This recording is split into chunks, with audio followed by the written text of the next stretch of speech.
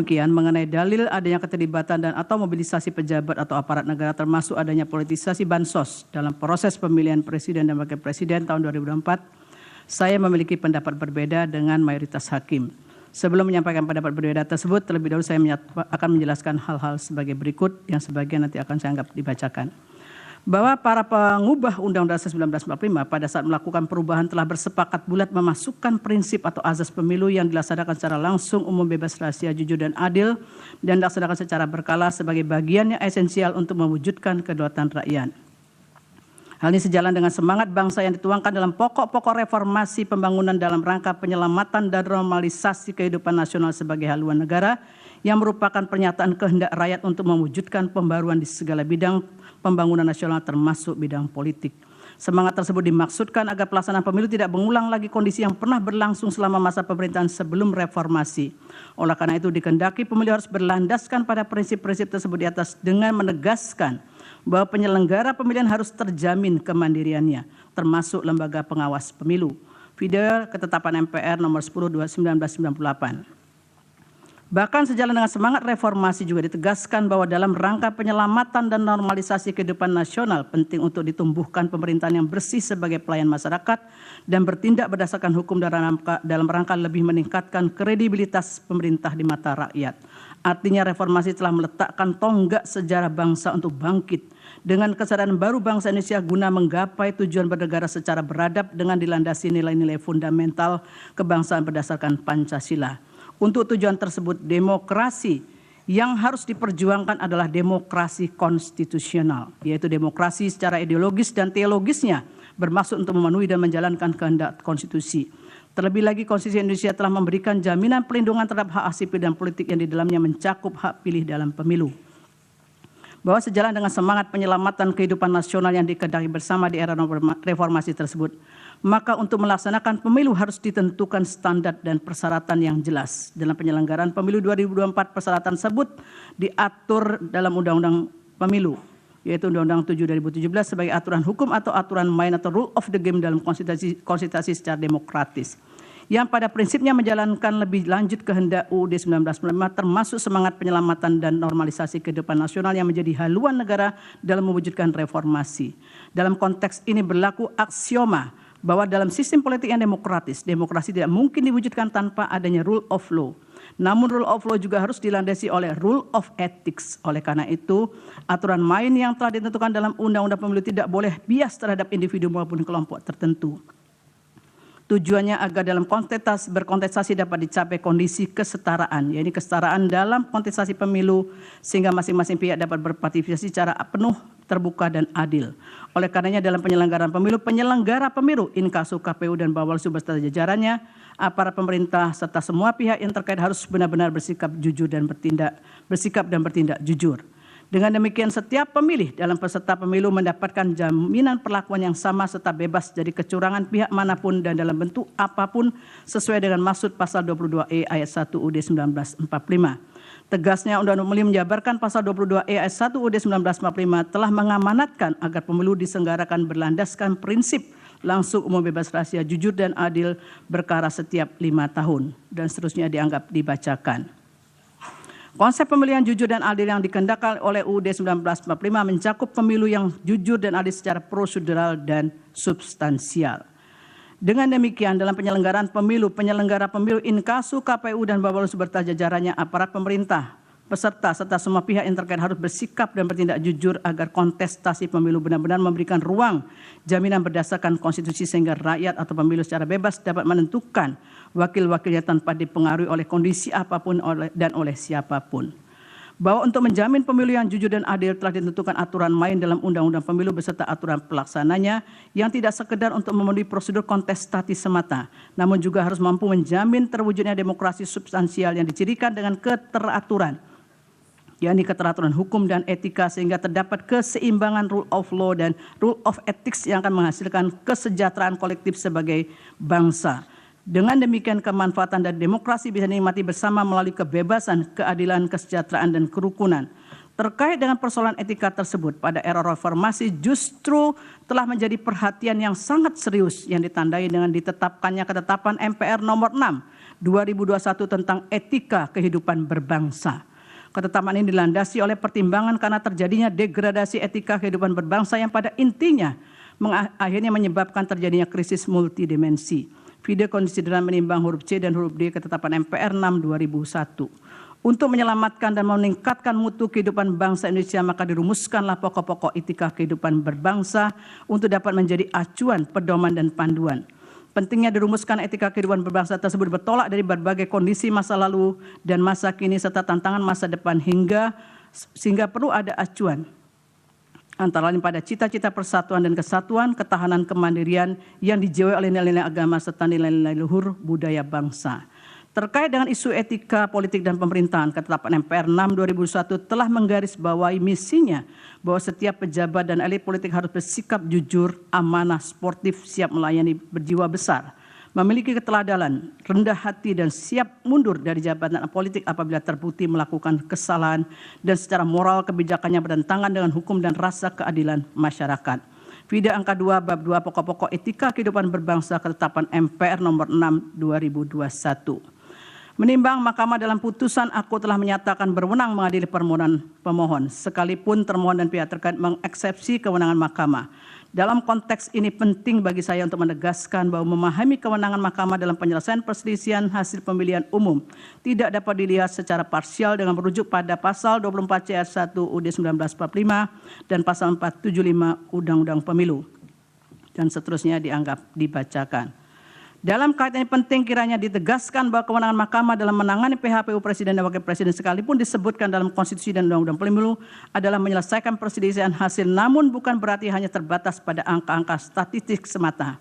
Maka apabila Mahkamah dibatasi untuk memeriksa angka semata, justru sama artinya dengan menurunkan derajat konstitusi itu sendiri, di mana Mahkamah harus menjaga nilai-nilai konstitusi dan prinsip-prinsip demokrasi. Terlebih lagi sejak penanganan PHPU Presiden dan Wakil Presiden 2024, Mahkamah tidak pernah membatasi diri untuk memeriksa dugaan kesalahan penghitungan suara semata. Oleh karenanya perdebatan apakah Mahkamah hanya berwenang untuk memeriksa perselisihan angka saja seharusnya dapat diakhiri. Sehingga Mahkamah ke depan dapat berfokus pada memeriksa berbagai persoalan yang dapat mengaruhi hasil pemilu apabila penyelenggara pemilu, khususnya KPU dan Bawaslu, tidak menjalankan tugas dan fungsinya secara optimal, profesional, dan independen dalam mencegah dan meminimalkan terjadinya berbagai kesalahan ataupun pelanggaran di seluruh tahapan pemilu sehingga pemilu yang jujur dan adil tidak berlangsung.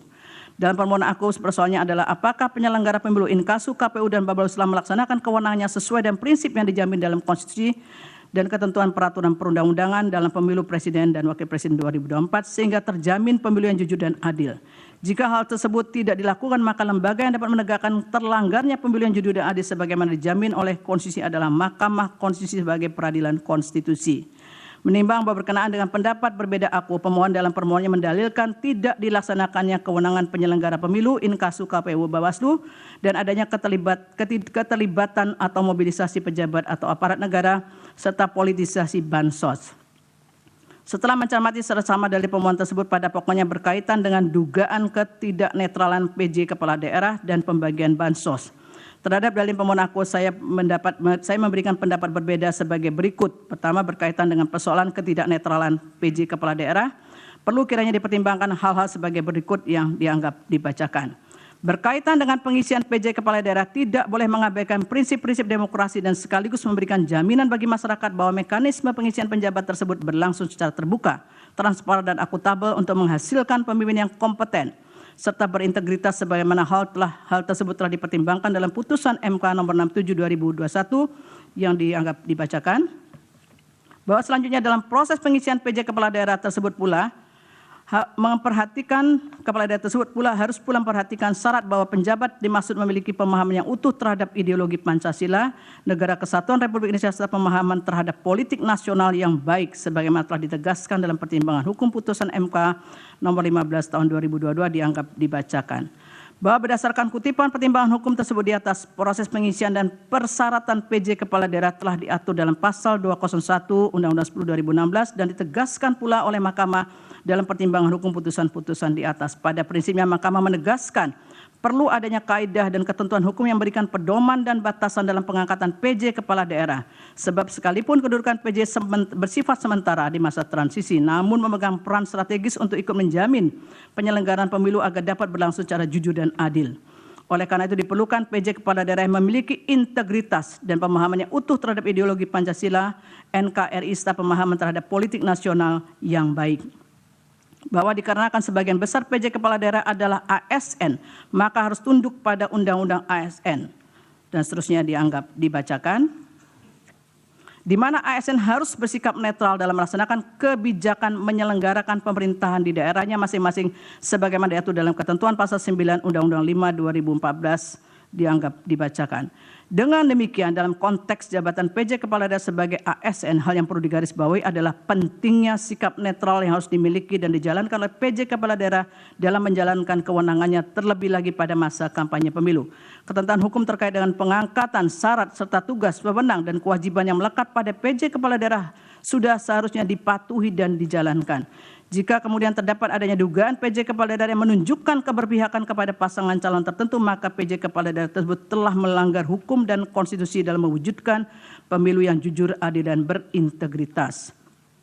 Bahwa terkait dengan netralitas ASN adalah benar, Bawaslu secara formal telah melakukan tindakan pencegahan dengan surat Ketua Bawaslu nomor 779 dan seterusnya 2023 dan surat Ketua Bawaslu nomor 810 dan seterusnya 2023 bertanggal 12 November 2023. Surat tersebut pada pokoknya berisi himbauan netralitas pegawai ASN, kampanye oleh pejabat, dan seterusnya. Persoalannya adalah bagaimana jika surat Bawaslu tersebut diabaikan dalam penyelenggaraan pemilu presiden dan wakil presiden 2024 sebagaimana yang terjadi di beberapa daerah.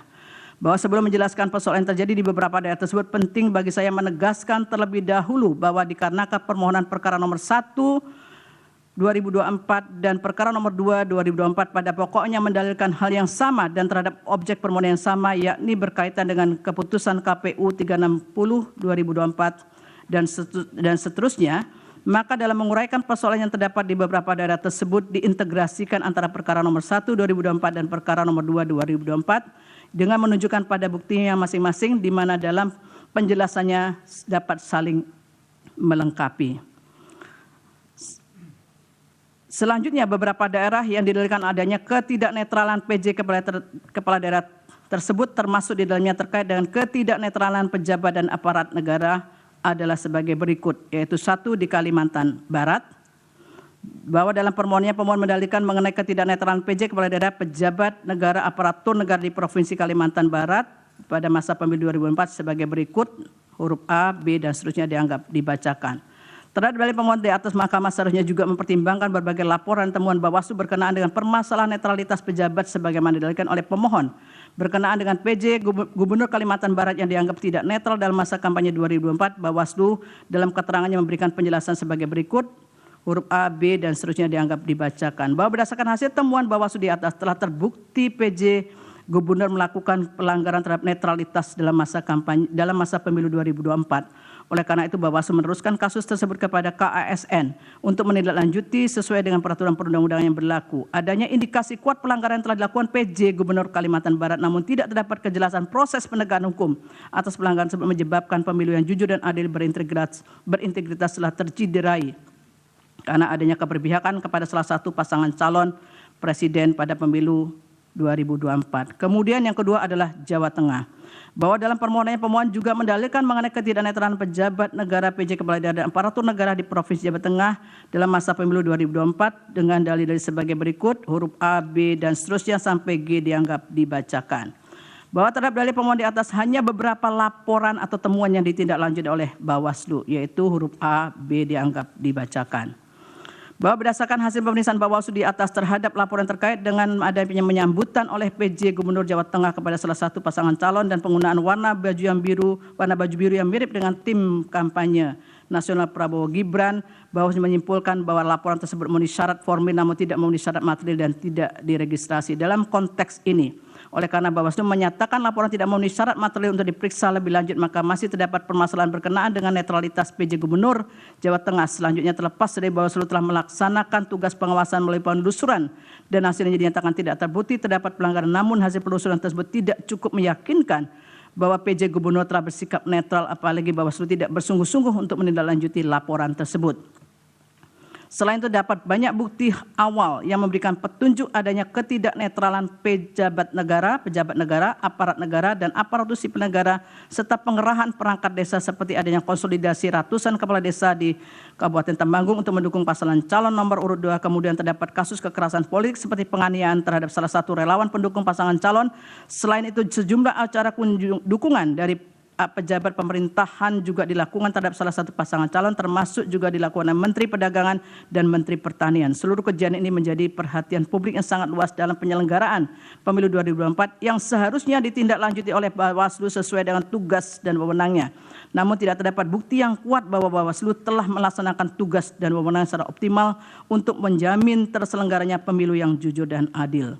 Kemudian di Sulawesi Selatan, bahwa pemohon juga mendalilkan mengenai ketidaknetralan pejabat negara dan aparatur negara di Provinsi Sulawesi Selatan dalam masa pemilu 2024 sebagai berikut, dengan dalil A, B dianggap dibacakan.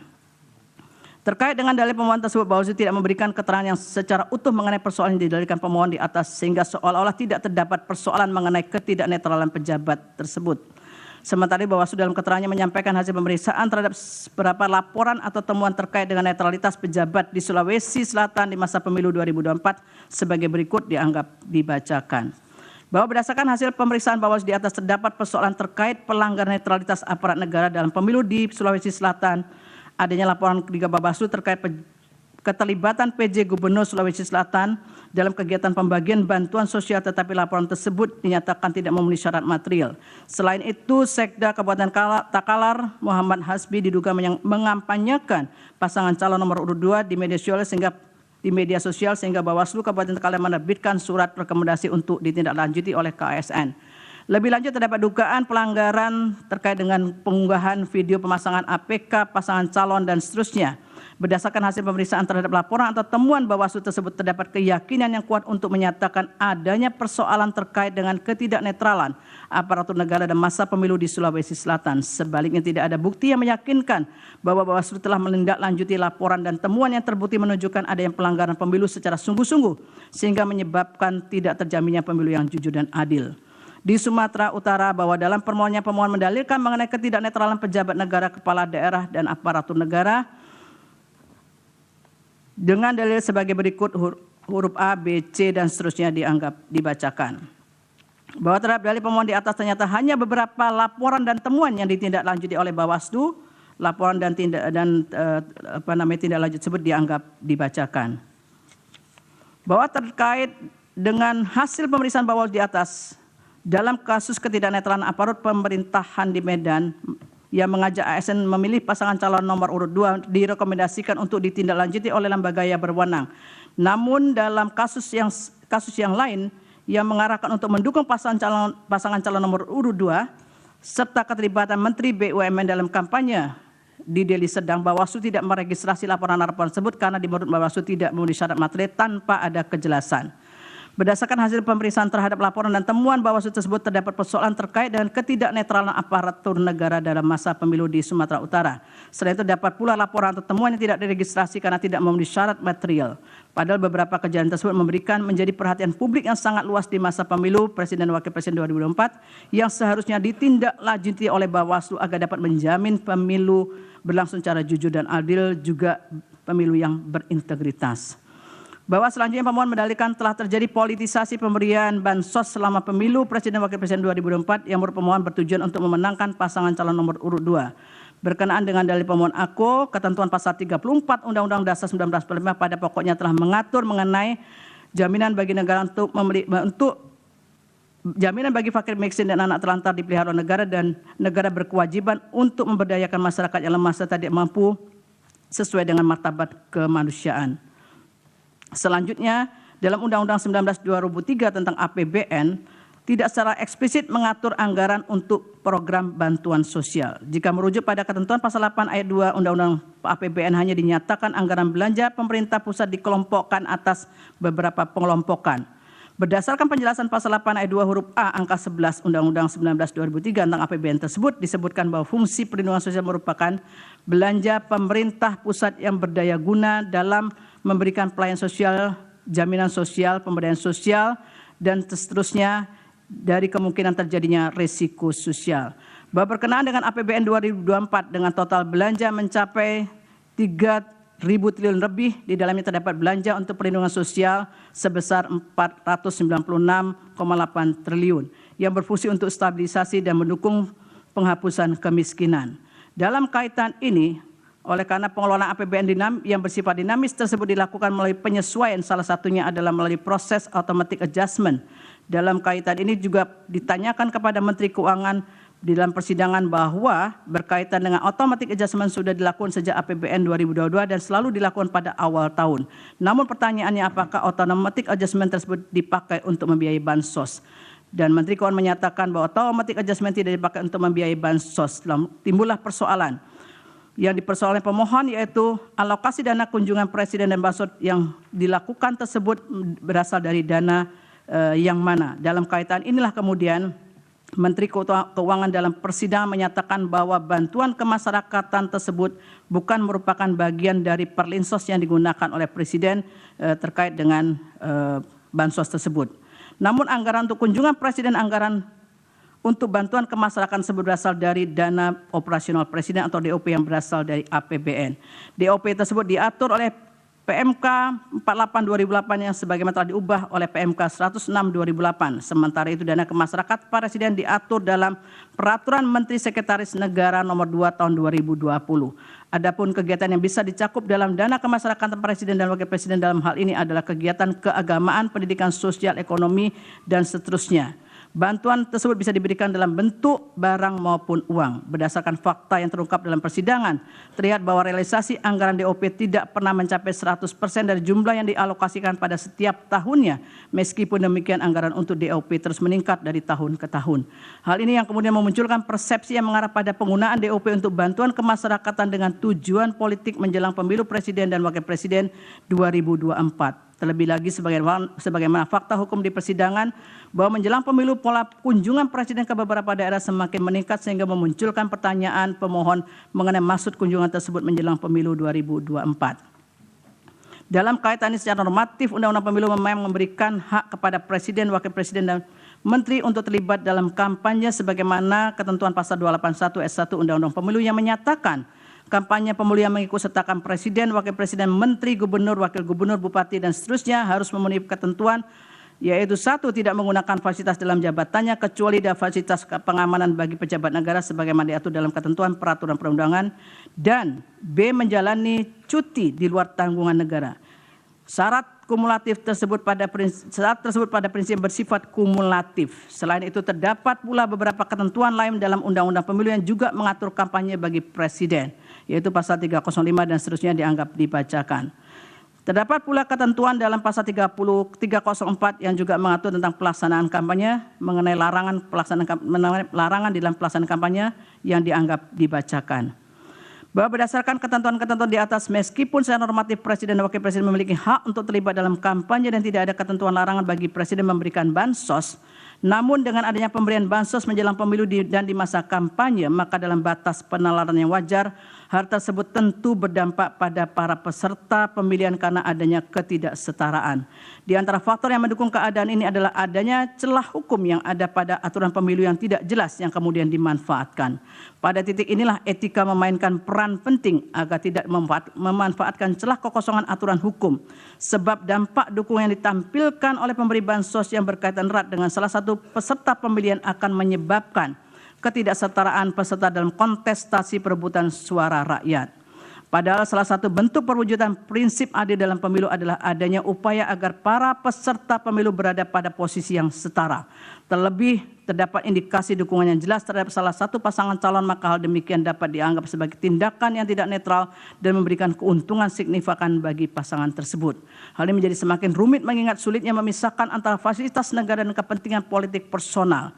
Dalam konteks inilah penting kembali diingat maksud ditetapkannya ketetapan MPR nomor 6 2001 tentang etika kehidupan berbangsa di era awal reformasi sebagaimana telah diuraikan di atas, yang harus menjadi arahan, pedoman, panduan mewujudkan nilai-nilai luhur budaya bangsa. Oleh karena itu, sekalipun tidak ada larangan pemberian bansos dengan menggunakan DOP, namun sejalan dengan makna etika kehidupan berbangsa, penting untuk dilaksanakan secara bijaksana demi menjamin pemilu yang jujur dan adil sebagaimana dijamin oleh Undang-Undang Dasar 1945. Dengan mengutip pandangan Andre Strack sebagaimana dianggap dibacakan, oleh karena itu, seorang pemimpin diwajibkan memahami dan menerapkan pentingnya integritas dan tanggung jawab dalam memegang kekuasaan publik, serta perlunya menjaga pemisahan yang jelas antara kepentingan pribadi dan kepentingan publik demi menjaga persatuan dan kesatuan bangsa. Terlebih dalam konteks penggunaan DOP yang berasal dari APBN untuk bantuan kemasyarakatan menjelang pemilu 2024 tidak dapat dihindari adanya tujuan politik yang memiliki pengaruh sangat kuat sehingga prinsip pemilu yang dijamin oleh konstitusi menjadi tidak sepenuhnya dapat diwujudkan. Menimbang bahwa berdasarkan seluruh uraian pertimbangan hukum di atas, dalil pemohon beralasan menurut hukum untuk sebagian tidak sebagaimana yang dimohonkan pemohon dalam petitumnya. Oleh karena diyakini telah terjadi ketidaknetralan pejabat yang sebagian berkelindan dengan pemberian bansos yang terjadi pada beberapa daerah yang telah dipertimbangkan di atas, maka untuk menjamin terselenggaranya pemilu yang jujur dan adil sebagaimana dijamin oleh Undang-Undang Dasar 1945, seharusnya Mahkamah memerintahkan untuk dilakukan pemungutan suara ulang untuk beberapa daerah tersebut di atas.